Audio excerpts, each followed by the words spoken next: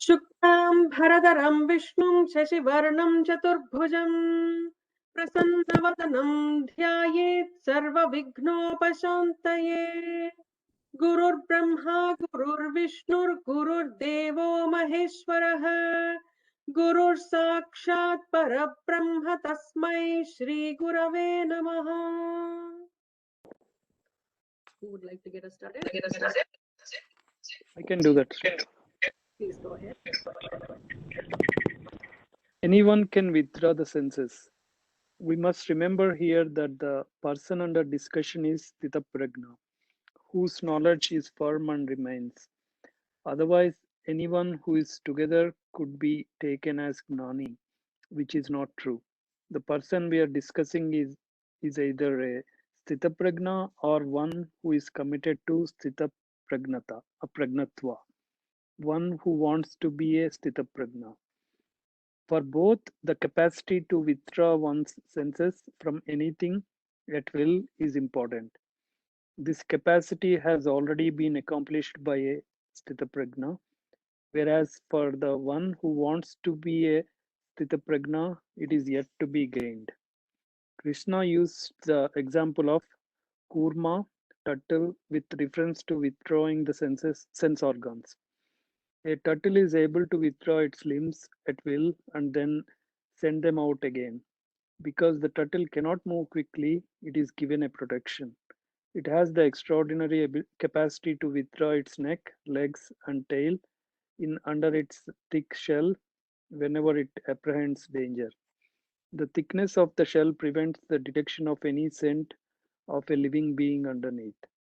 This is Bhagavan's gift to the turtle and is also an indication of Bhagavan's sense of humor and justice. If he had given every living being 4 good legs, it would have meant that he had run out of imagination. Instead, Bhagavan is showing you that there is yet another way. Without big legs or fast movements, the turtle too can survive by withdrawing its limbs into itself, into its shell. Similar to the turtle, a human being is not helpless in the hands of the senses because the person also has a thick shell into which he or she can withdraw. In fact, for some people, their shell is so thick that nothing enters. If the mind is taken away by fancies, what can the senses do? But you can see 100 different things without wanting any of them. You simply see them in the same way as you see nature's autumn colors. What do you want out of them? Nothing. You just enjoy them from a distance, appreciating them as they are. In the same way, the senses need not create a problem. If there is fancy, it comes as a fancy and goes as a fancy. It is only when you want something that problems arise. By means of the turtle example, Krishna is describing the capacity to withdraw the senses at will from their objects and into oneself. And for the one who has knowledge, this capacity will enable that knowledge to become steady, to gain nistha. For the one who has prepared oneself for knowledge by developing the capacity to make the mind and senses behave in this way, the knowledge is not going to be far away. And if the person is not so prepared, let him or her try to make the mind and senses behave by the practice of withdrawing them from the sense objects. It is as simple as that. The information in this verse is not provided in order to judge anyone, but so that you may understand how the mind and senses are meant to function. Awesome. So just wanted to ask a question. Did anybody try the experiment we were talking about last Friday? Anybody wants to share their experience? Okay. Sorry, somebody wanted to go ahead, Anitaji. No, I was going to ask, do you mean like trying not to like drink coffee or giving up something? Just something, yeah, some very small thing for a day or a few hours. I don't think it made any difference for me. I didn't usually, if I, give up something I don't crave for it. So I couldn't really tell any difference. That's good. So the next shloka actually will tell us, what's the difference on what is the sensory addiction versus mental addiction. That's what Bhagavan is going into. So it's a beautiful shloka. So I thought, we'll just have some conversation. If anybody tried that experiment, now we'll move. And this is what actually our culture was built on, right? Like when we talk about Ekadashi Upavasas, or the Shivaratri Jagarana. So giving up on sleep for one night, or giving up on food for just getting rest for the digestive system for a day in every 15 days. So these have been involved, included into our practices for various different reasons. Someday we just take Panakam, for example, for on Ramanavami. There were reasons why a certain way was prescribed, and somehow slowly, we lost the tradition, or at least understanding of why they did what they did. And we always question on why it doesn't make any sense, but there were serious reasons why they told us. Now when we think about it and going back, trying to think of one thing that was not told by your parents or grandparents and that did not make sense when we were kids, now will start making sense as we are reading it. Okay, we'll go to the next shloka and we'll pause after first couple topics. Who would like to chant this one? I can, Sriji. Please go ahead. Further, Krishna said, Vishaya vinivartante niraharasya dehinaha rasavarjam rasopyasya param društva nivartate. Niraharasya.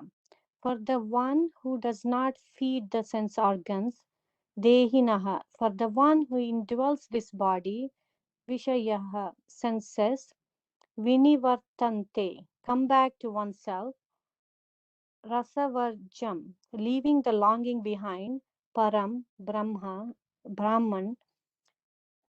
dvashtva, having seen, društva, right? Having seen, Ashya, of this person, rasaha, longing, api, even, nivartante, goes away. Nivartate, goes away. For one who does not feed the senses come back to oneself, leaving the longing behind. Having seen Brahman, when the self is known, even the longing goes away. There is the possibility of a doubt here.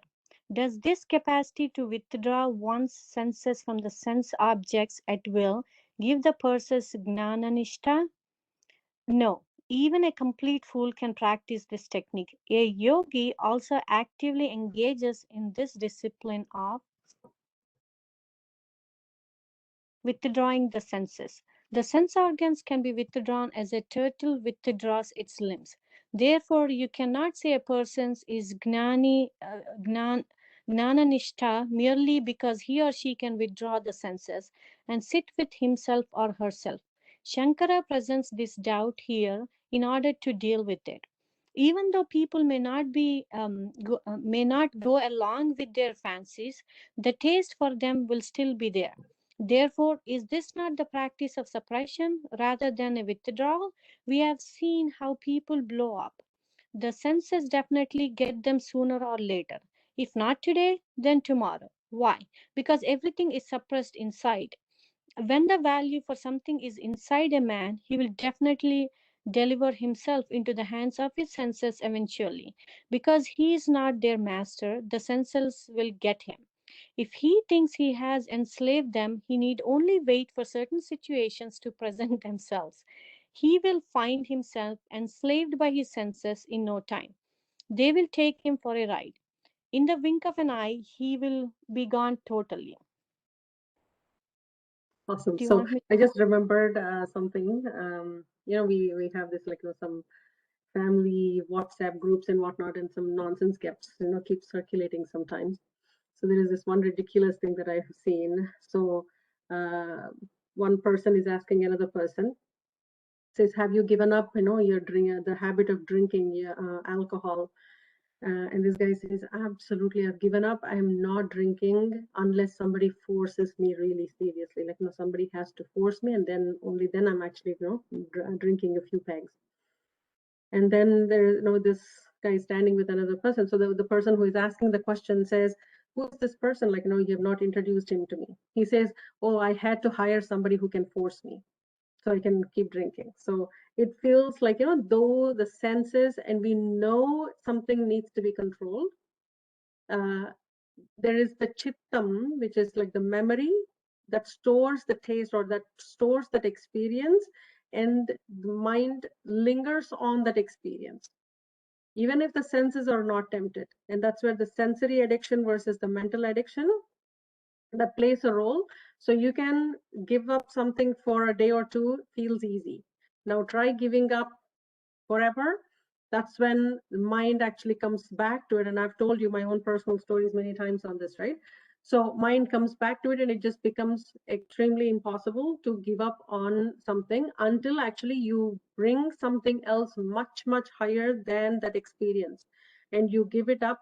Unless you create a purpose on why you're giving up, you create a higher purpose for it, that's when you can give up. Otherwise, all these taste and experiences linger on, and mind and senses kind of feed each other. Sometimes it's the sense organ that's getting tempted and just gets sense that information. And we always said sense organs just collect information and send it to the mind. If the mind sends it to the intellect and just the processing of the thought happens in the intellect, then the return, the response is going to be a lot more, I think, ideal in an intellectual way. But if that doesn't happen, and then we don't even process it, then the immediate reaction that comes back is the temptation. So just make sure, like, when you're drawing your lines, when you're making your notes, just draw those levels of various levels of where the decisions are being made and what happens in each of those decisions. I think I owe everybody some notes. Oh, I forgot to send. So I'll have to write it down again one more time. And I will send some nice, beautiful visuals and some great examples from Chinmaya Vedanta Foundation course. I quote that many times, so I'll just find that, and I have to send it to you guys. Okay, we'll go to the next part, unless otherwise anybody has any thoughts to share. Yes, Sriji. I was just wondering, here he talks about sense organs most of the time. But what about, for example, anger, patience? Are these sense organs or No, so that's from Antakarana. And in the past, when we were talking about Raga Dvesha, there were just few shlokas ago. Yes, Bhagavan was that's right. talking about them, right? And where that comes into picture is you first start with, I want this, I like this, or I don't like this. There are only two things, right? Raga Dvesha. And if it is easy for me to get this, I am happy. Or if I can avoid this, for example, I don't like cold. Many people don't like, snow. Okay, if I can avoid being cold, I am happy. So we always try to get what we like and get rid of what we don't like. If something is coming in between me and my like, and that like could be because of my sense organs, that like could be because of I love something, whatever, like levels of liking. In that case, that's when the kama, krodha, lobha, moha, mada, matsarya, all of those things will come into picture. Okay. Did that make sense? Yes, that makes sense. Yeah, thank you. Guruji, thank you for that explanation. There was one thing that I was just thinking. Intellect is Shraddha, and gunas is that inbuilt mind nature. The gunas, the three gunas is what is inbuilt into us, and the Shraddha is what the intellect is basing everything based on. I was just recently reading about why we break a coconut. I did not know. I was like wondering, because one of the videos I was watching, they said, do you know why we break a coconut? And I could not believe the explanation. The green body was thought to be the gross body, and all the coir was the desires apparently, and then the mind is actually the hard one to break, as you said, which is the shell of it, and the atma is the coconut itself, the white important part. And they said, like, technically the guru is the one who breaks through the gross body and removes all the desires. And then when they break it directly in front of the Bhagavan, the least amount of desires that are there will be finally removed. And they also give an explanation about the 3 eyes of the coconut. And finally getting into the, I think this whole class so far is, it looks like that we have to break through the sense organs and get to the desires and finally get into the soul energy. And I thought like this is a nice, I don't know about the 3 eyes, Guruji, if you can explain on that. I don't know exactly. I was just about to say, Bhaskarji, if you could share that video with everybody, I think we would all be interested. I know why we break the coconut, like, that is, the 3 janmas. There are so many different explanations. So this one is new for me. I read it, I heard it from, his name is Swami A. Parthasarathi, and he wrote like a book about the basics of- different Hindu gods and the reasons behind it. I think he quoted that. I'll try to find it, Guruji, in the book, and then I'll post it in our group. Thank you, Guruji. Awesome. Thank you. Thank you. And I think, we talked about this as well, like, when we create a higher purpose and when we are feeling content with every basic thing. And Swami Paramathananda ji quotes children and balloons. So at a very young age, children love to play with balloons and they ask for balloons and they enjoy playing with them. And he always jokes and says, when you're 25 years old and you want to think about what do I want for my birthday, you don't think of buying balloons. And maybe once in a while, if you really want to do that, sure, but that's just fun and it's more of nostalgia that you're buying it for, but not the same kind of enthusiasm you had for balloons. That would not stay. You're maturing. You have had enough of the balloons, so you really don't need it.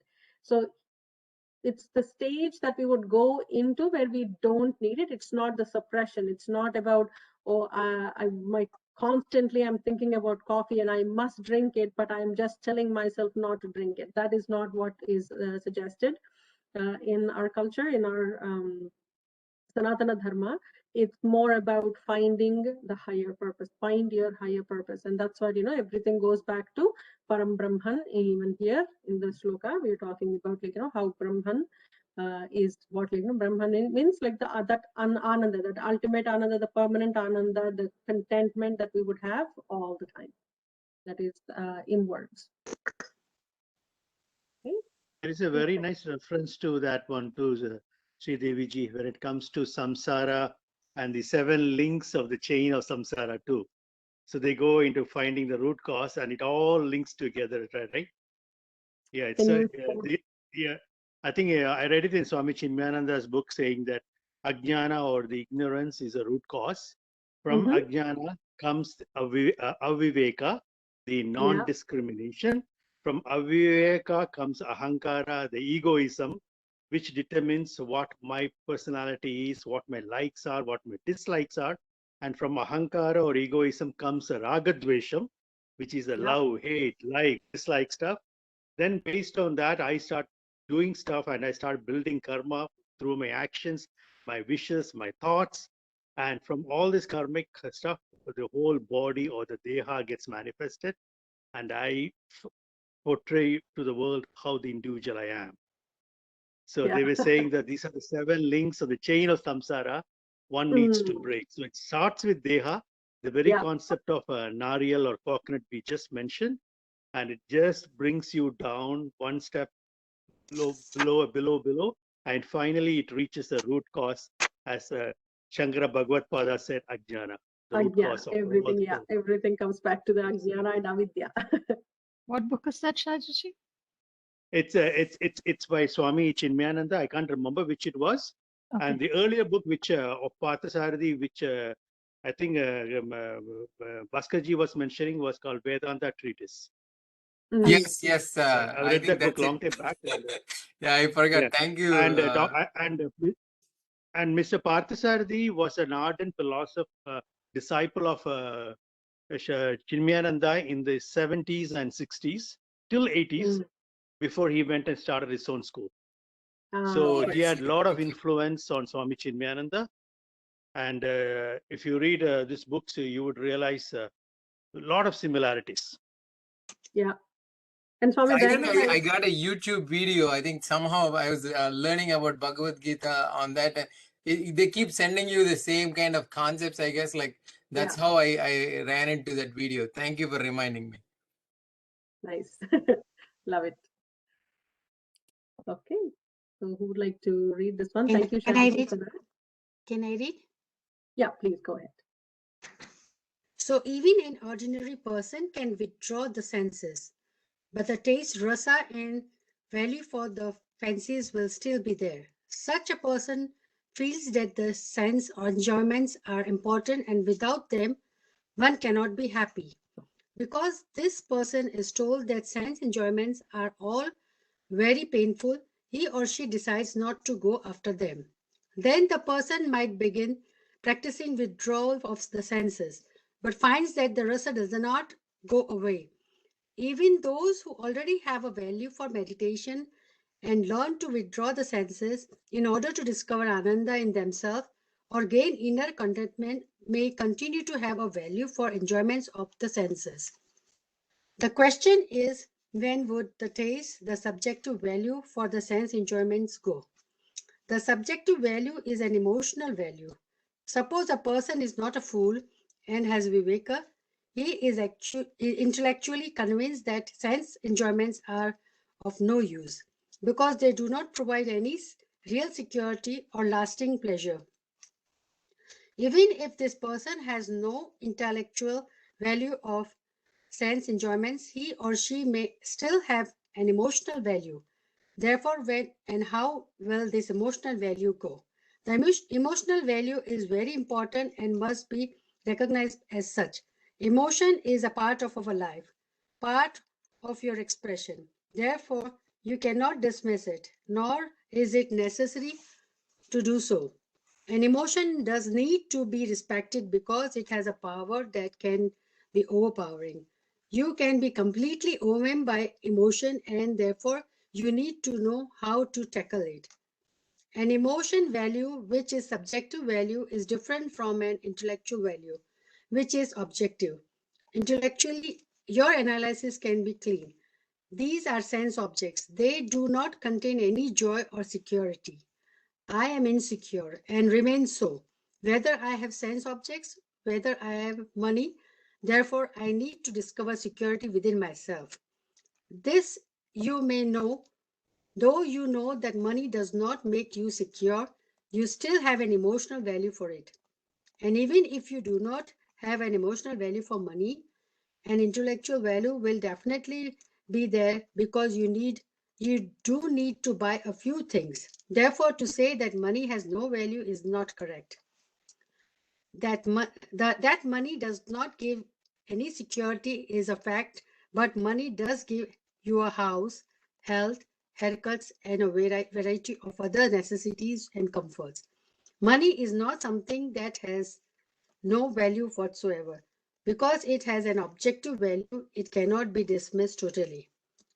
With reference to its emotional value, money is used to measure success. If someone comes to see you in a new car and your car is battered, you find yourself wanting to have a new car. When money is used to measure your success, there is always a feeling that you have not made it. I did not do this and I did not do that. Is one of many inner tapes indicative of the subjective emotional value that cannot be dismissed. How can you withdraw from the rasa, that taste that is always there? To suppress the value is not the answer because suppression is not but a volcano that blows its top one day. Whenever there is suppression, this problem arises here. Krishna told Arjun how the subjective value is dealt with. The word Vyasas, Vaisas, Vishayas. Vishayas. The word Vishayas usually means sense objects, but in the present context, it stands for the senses. The topic discussed in the previous and following verses, based on similar expression found in the Shastra, Sankara, in his commentary on this verse, converts sense objects into sense organs. Hence, here the sense organs belong to a person who does not take any sense object, who denies himself or herself sense objects, who does not have any sense pursuits. Nirahara. Ahara means sense objects and refers to that which is taken by you. Food is ahara because it is eaten, taken by you. The one who does not feed the sense organs is therefore called nihara. Nihara. Nirahara. Nirahara. Krishna also referred to this person as Dehi, meaning one who is alive in a physical body. Sankara makes the point here that the person who engages in rigorous discipline of sense withdrawal can either be a viveki or a viveki. He or she can even be deluded, a fool, murkhapi. In all cases, the sense organs that are withdrawn from the sense objects come back to oneself, vishaya vinivartante.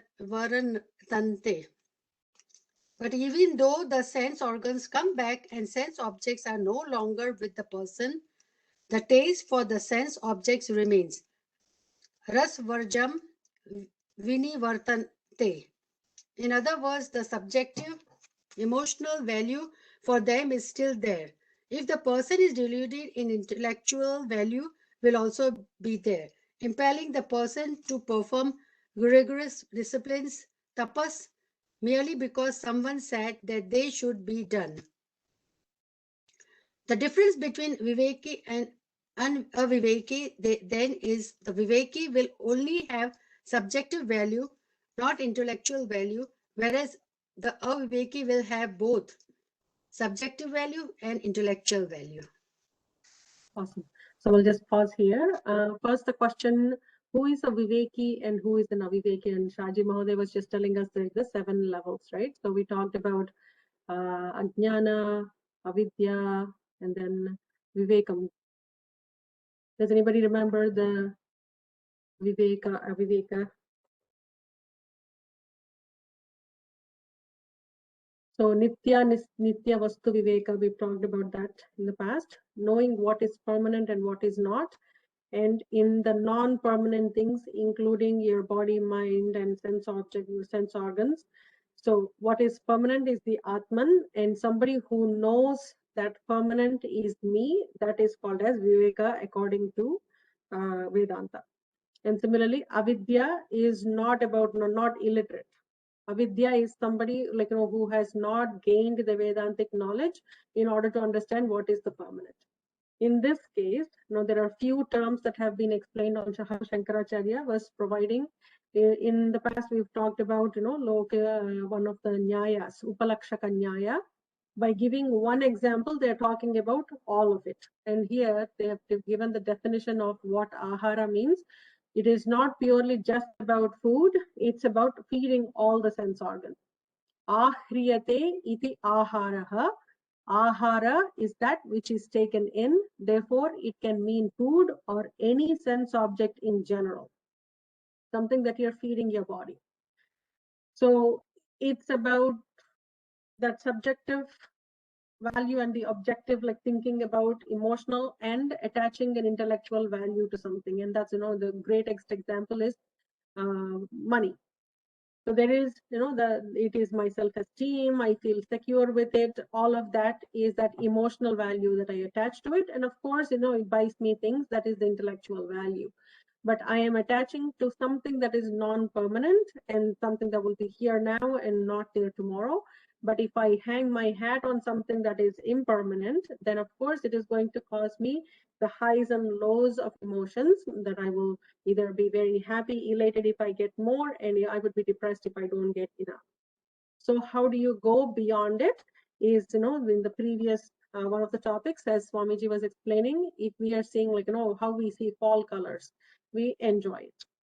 There isn't something that you just want to hang on to those fall colors. It's here now, not there tomorrow, but it'll come back in later. Just having that kind of mindset for everything in our life and just focusing on what's permanent is what's required. Any thoughts, questions, or anybody wants to share anything before we move to the next topic?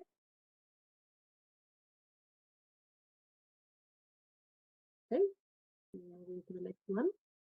PG, one thing. Yes. That last line before we ended the section, like the Viveki and the Aviveki difference. So What here is it? Mhm. So in this case, what Swamiji is saying, like somebody who is a Viveki only has a subjective value to it and not the intellectual value. So I actually felt in this case, and I have my peer Pungadaiji who might be able to like explain this. Pungadaiji is from Arshavidya Gurukulam and Swamiji's disciple, and she's been studying Vedanta for many, many years. She might be able to help. Sometimes, you know, here when we do our deeper study, we sometimes, you know, pause on a particular sentence, and here's one of those sentences that I would have paused. In my head, I would think a Viveki has an intellectual value and not a subjective emotional value to any of the sense objects, and an aviveki does not, you know, has values in both places. Pungalaji, can you help me here explaining the sentence? Sorry to put you on the spot.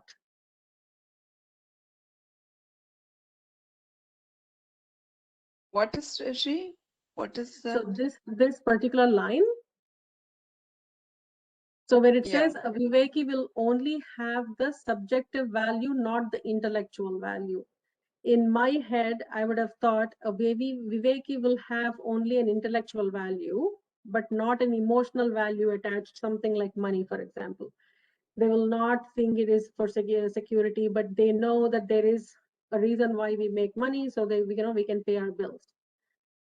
But an Aviveki will have both an emotional value and an intellectual value for it. So I thought this might have been reversed. Yes, looks like it's a typo. Right, that's what you feel too. Does that make sense, Krantiji? If this was in reverse, would that make a difference? Yes, much better. Thank you. Thank you. And Guruji, it's a basic question. Why we pronounce it as Brahman, but they always write it as Brahman? So it is when we anglicized things. That's what happened. So there are a few terms like that. Subramanya. Okay. Subramanya, so that M comes first, but when we write Subramanya, it just changed. The other word is Vanhi, but we actually write it as Vahni. And from childhood, I've been chanting as Vahni until much later in my life that I was told it's Vanhi, and I actually had to do my research about it before I could accept it and change myself. Yeah, so it's and like all of us call it Vahni, right? It's not. It's one something Vanhi. Similar, Brahma, and not Brahma. Okay, Guruji. Thank you. Awesome. We'll go to the next topic. Who would like to read this one?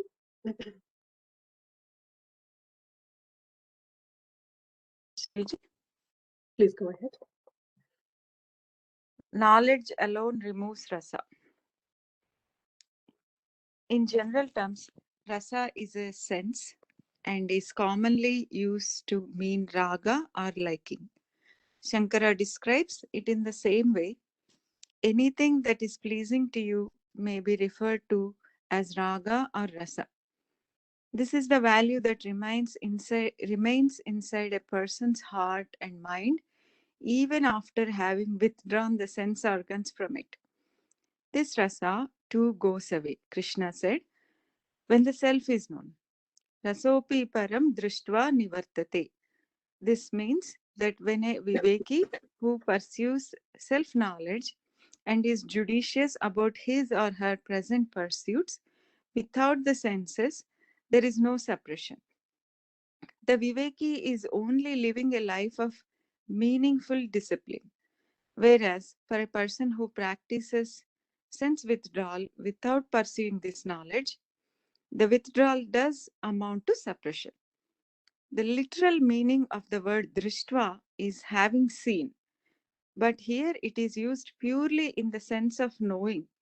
What is to be known is I am, that tatparam, Brahma, aham eva. It is not any other gnana, that Brahman is myself. There is no difference between the two. Knowing that I am Brahman does not imply a known difference.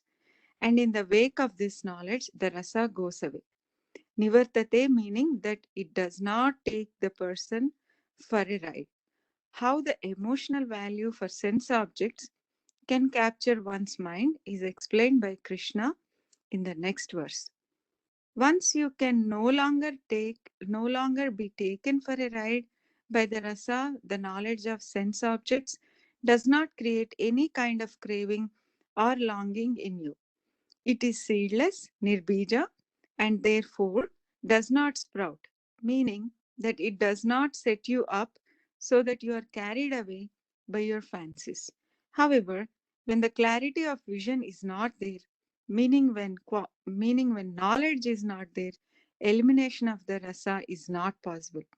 Therefore, knowledge in the form of Sriji, can you point me? I know, sorry, I was just saying sorry here. No, I found it. Therefore, knowledge in the form of clear vision, samyak darshana, has to be well established, steady, and firm. May you work on gaining this vision again and again, is what is meant here, because if you give up working for this vision, the erroneous vision you have will not go away.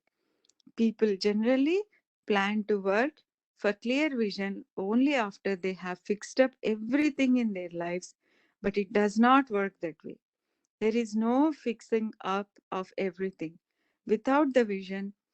There is no fixing up of everything without the vision. So the pursuit is twofold: yoga, self-mastery, and jnana, self-knowledge. Note this down: yoga, self-mastery, and jnana, self-knowledge. One without the other is not going to make sense if we just practice one. So somebody who is just doing, self-mastery and does not realize what is the real nature of himself, he is not going to attain the ultimate goal. Nor the other way around would work. Like, I have the knowledge, but I am subject to all sorts of sensory pleasures. Then that's also not the ideal state. Okay, we'll go to the next topic.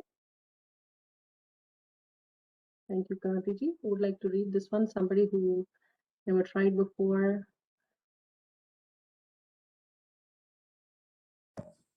Shall I read then? Please go ahead, Ratnaji. Removing the sense objects also does not work. Taking the word Vishaya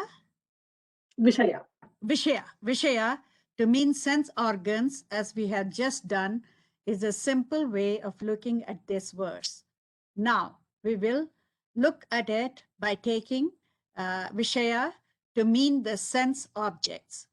Suppose the sense objects have gone away because you withdraw yourself from the sense world. Previously, you lived in Manhattan, and now you're living in the mountains a day and a half away from anyone. You're completely alone. No objects will come to you. No newspapers, radio, or people. You have not even allowed yourself a television set. Having denied yourself all these sense pursuits, you are a nirahara. However, although the sense objects have gone away, the taste for them will still be there. You will find yourself wondering about what everyone else is doing. Then you will begin to think that you should go back to the city for some time. After all, you will say, even fraud does not condone suppression. And then there are those who will send you letters now and then, pointing out that what you are doing is wrong. This is the prime of your life. Everyone is making money in the stock market, and you are losing all kinds of opportunities to do the same. Something you will certainly come to regret for the rest of your life. all of which will remind you that you are a nobody. Their comments will begin to make a lot of sense to you because you have rasa inside. A value for money is there. In fact, the only reason you are able to stay where you are is because you have money. Alcohol is another example of something for which the rasa remains. You may have given it up and all the bottles may have walked away, but the rasa will still be there. It'll only go when you have something more intoxicating, something with more. We are here.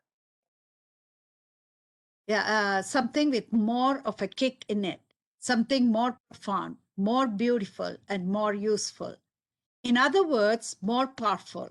This is why alcoholics require prayer. Without prayer, they cannot easily get rid of the problem. An alcoholic who turns into a sober person can be a saint because he or she has mastered prayer and knows what it is all about. When an alcoholic finds something more powerful than alcohol, the rasa for alcohol within the person goes away. So you need to get something more powerful in order to get rid of your vices. So powerful can be like, stronger addiction or or going back to something more purposeful in life. Yeah, Just more purposeful. Correct. More of a prayer, let's say. Yes. The importance of acknowledging the emotional value. The need to acknowledge one's emotional values is seen in the alcoholic who thinks that he or she can stop drinking at any time and who may even advance the advantages of alcohol in terms of one's health.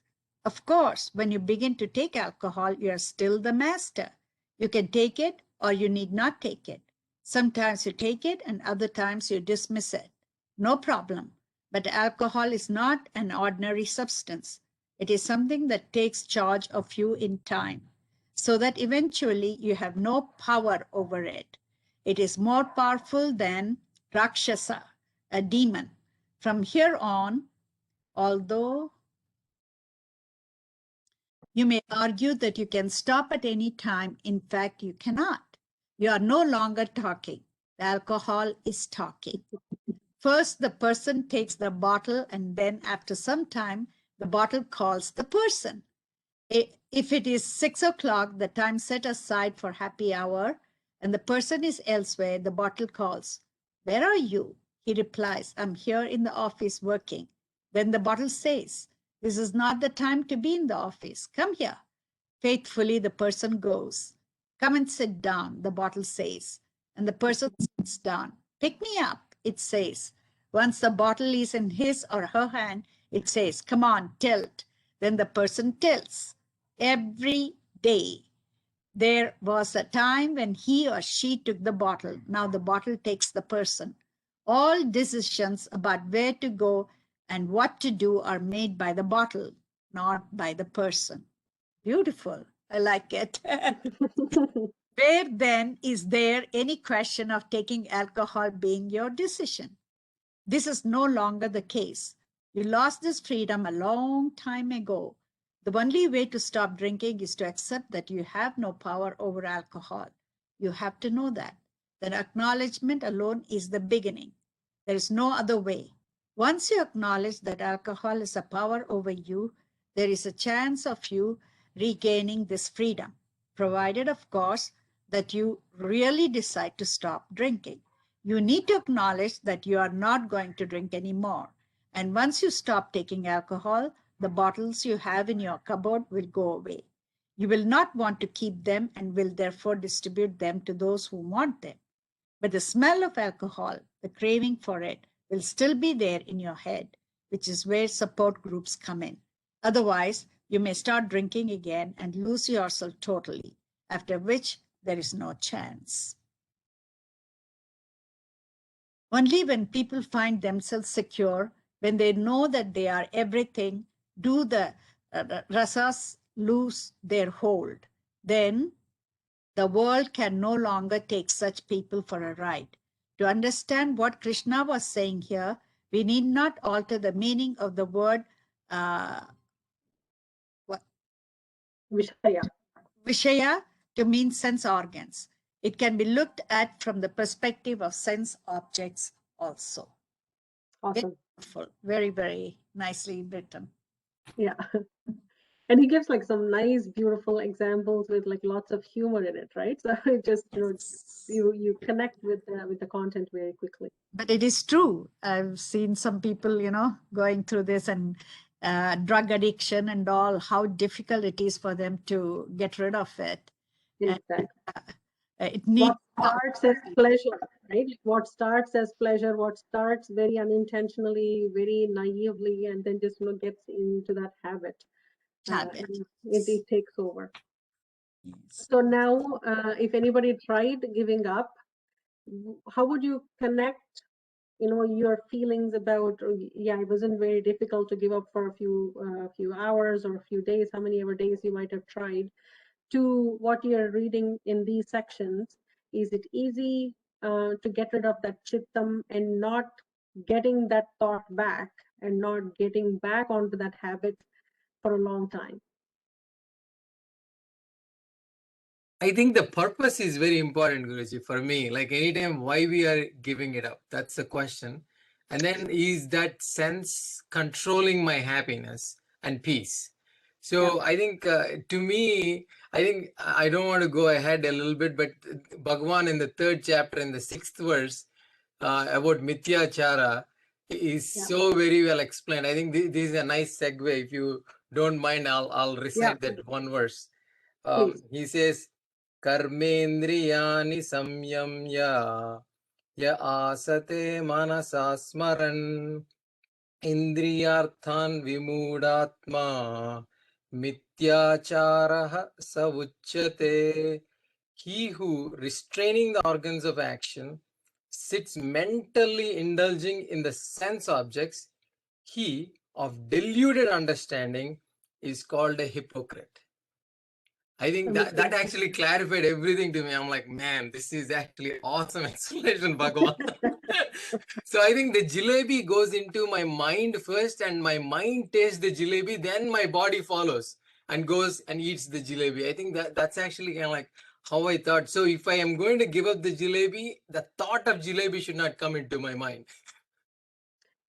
Sure, but if the jalebi appears in front of you, you don't go after it. But it is okay. That's a good point. So what? So I think that's I think last week Satiji said like sublimation of all these desires.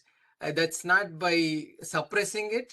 I think again suppression is very bad because it's going to haunt me at some point.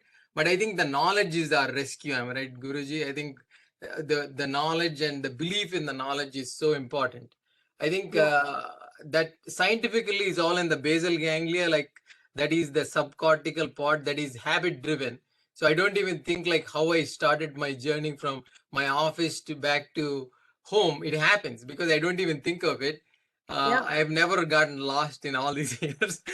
So I think if it is inbuilt like that, I think if I know that all the pains that I've gone through over time, if I've taken the wrong path, I will never miss the journey. I think it's not because of suppression, because I lost peace in those journeys that were actually not giving me the peace. So why would I go back? And it's almost like, why would I? Because they'll say like, why would you burn yourself through the fire again and again? As you know, it'll ignite all those desires again. I think that's the journey.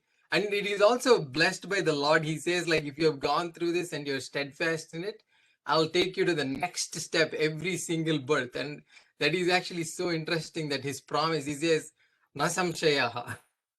And I think it's such a beautiful thing. And not everybody is aiming for that goal too, right? Which is the other difficult part. And your comment about coming like from work to home, that commute. I remember something like Swami Paramathananda very specifically says, how many times have you reached a certain point, especially the ones that we drive very often, more like our commutes, and you would think like, oh wow, I did not realize I came here. Like you were not conscious about that whole journey. You were thinking like there were so many thoughts, and you just take a path very unconsciously, and you just subconsciously, and you just reach the journey. reach the destination. So he says, how many of the decisions that you're making throughout the day are subconsciously done and not necessarily very intellectually happening? So are you paying attention to what's happening in your life and the decisions we are making? And when we talk about temptations and addictions and something more of a routine, yeah, I do that. It's a habit. All of these habits are coming from that subconscious memory and not necessarily intellectually thought through. And think about those elements. So some people bite nails or shake legs, just some things that have been there forever, and it does not even occur to them that we need to give up on something like that. And each of us have those. So thinking about, he says, just bring those subconscious activities to more of what you're doing it, do it more consciously. And that's what we don't necessarily do all the time. And nobody has time for that. Multitasking is so well appreciated. You do 10 things and you seem to be a great personality if you're doing that. But what our Sanatana Dharma says, do one thing at a time with complete Shraddha, focus on it and get it right. Shriji, I Thank think you, part Guruji. of that too is because of the lifestyle we have here. Compared to US, Europe, and India, it's more stressful and on the run all the time.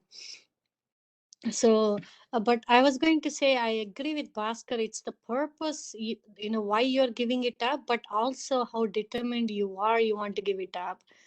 And then, correct me if I'm wrong, Shriji, it also you can, you cannot give up several things at the same time because that may cause to suppression, but, one goal at a time, is that reasonable, or you think we can give up a lot of things at the same time?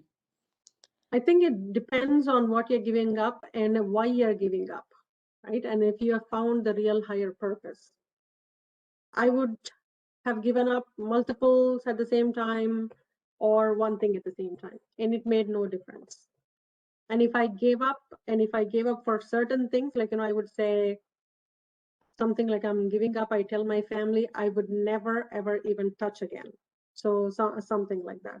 And some other things I would say, if I'm giving up on one day a week, those are the ones that actually come back more often. Those are more difficult for me to give up on than, I mentioned, I gave up, say, chocolates, or I gave up on Coca-Cola, or I gave up on music, random music. I used to have, I think that's the first thing I've done as soon as I've taken up Vedanta, was to delete my iTunes completely in one go. Sometimes when I'm going for long drives with my son, and then he plays something, then I say, yeah, I love that song, can you play it again? But I personally don't have any music. So not that music is something that we need to give up, and nothing needs to be given up, to be honest. Nothing is forced upon us. It's how much are we addicted to that. And every morning when I would drive until that point, my commute meant that I needed music all the way to the office, and all the way back, I needed music, or I needed to be on the phone with somebody. And from that moment, I actually wanted to spend time with myself. That's my thinking time, and being consciously just, focusing on the drive. So coming back to your question, it depends on how deeply you are connected with something and how high your purpose is, that you don't mind giving up anything for it. And people who just, go and as Swamiji is saying, some 1.5 days away from everybody. And even then, sense organs could be, very tempted. And I know, thinking about Allah doing, in Arjuna's case, as we were reading in the introduction to Bhagavad Gita, he could have given up this war and went to, into a forest and started meditating. But in his thoughts would be Duryodhana, would be Karna, and he'll be thinking about it. There is no point doing that. And it's more about why, and being and if you know your why, then your determination will follow that why. I think, Guruji, overall, anytime anybody is suffering, I think there is moham and there is lack of knowledge. I think finally, when the whole Gita is done, nashto mohe smritir labdha.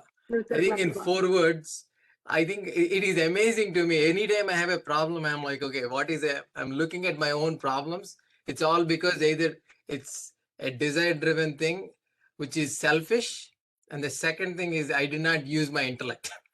I think two amazing concepts. And it is more everything like moham is only a result of something else, right? All comes back to that I want something. I either want to get it or I want to get rid of it. I want is where it all starts. Yes, and Guruji. instead of I want is this is what I need to do. I think that difference, whether I have it or not, it doesn't really make a difference. That's the attitude that we need to bring, that Ishvara Arpana Buddhi and Ishvara Prasada Buddhi. Yeah, I think the word I was trying to remember is Sanyasa Adhyatma Chetashaha. I think renouncing it and doing it for only the Lord. Am I right, Guruji? I think that my sarvani karmani sanyasya adhyatma chetasa. I think that's exactly what you're saying. When we are doing it only for the Lord and we are giving it to Him, and then everything else is like I have no nirasi nirmamo bhutva, then my mental fever, yudhyasya vigata jwara, it's gone. Yeah. I think that makes complete sense, Guruji. Thank you. Any final thoughts before we conclude? Sriji, I thought moha was confusion, delusion, and raga is your desire, right? Correct. Yeah. Okay. Thank you. Yeah. So it all starts from raga, and that's why I was saying like moha is a product of raga. And all of these vices start from raga, and that raga is because you're just looking for something impermanent. If you look for something that is the permanent, then none of this confusion will happen to you, and that's what Shankaracharya talks about, the vidya and the avidya. Yes, thank you. Yeah. And knowing that purpose, and it is not easy, and it is not a path that everybody needs to choose, right? Everybody's will get there at some point as our end goal, and at some point, like I think we've seen in one of these topics, somebody who is a sthita prajna and somebody who is trying to be a sthita prajna will figure out and will be determined to be able to do that, is what Bhagavan says. And the sthita prajnatvam is like that transition between jnanam to prajnanam to that sthita prajnatvam. That's where we need to lead to, and that's the higher purpose. And to want to become a sthita prajnatvam, like we have career goals, we have our family goals, we have our financial goals. But if this is your personal goal, then a lot of things will fall in place. And we always say that, right? Like we put one step towards Bhagwan, he'll take 10 steps towards us. Okay, any final thoughts? Sounds good. We'll do the Shanti Mantra.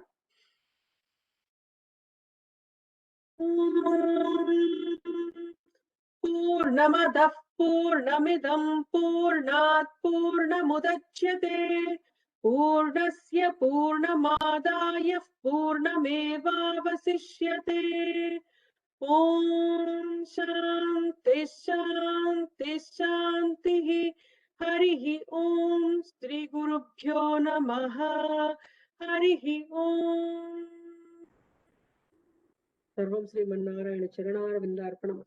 Thank you so much for your time. And now, if I can just mention that if you want to go back to Swami our Dr. Swaminathan Mama's presentation, and as we are approaching like end of chapter 2, now try to go back to his presentation and see if it starts making sense in so many different dimensions than what you would have observed at that time. Thank you. Yeah, let me know you, if anybody doesn't have that presentation. I can share that in the forum. Try doing that, because he put all of this in a very concise fashion. And the first 25 shlokas are extremely important, right? Like the real permanent nature. Now, when we are talking about that, what does that permanent nature mean? That's what needs to get into our DNA. Thank you, Sri. Thank you. Can you please share it, because I couldn't find it in the drive. Okay, let me repost it there. I'll send it. Thank you very much. Thanks, everybody. Good night. Thank you. Right. Thank you. Good night and thank you. Thank you. Hari Om. Thank you. Dhanyavadaha.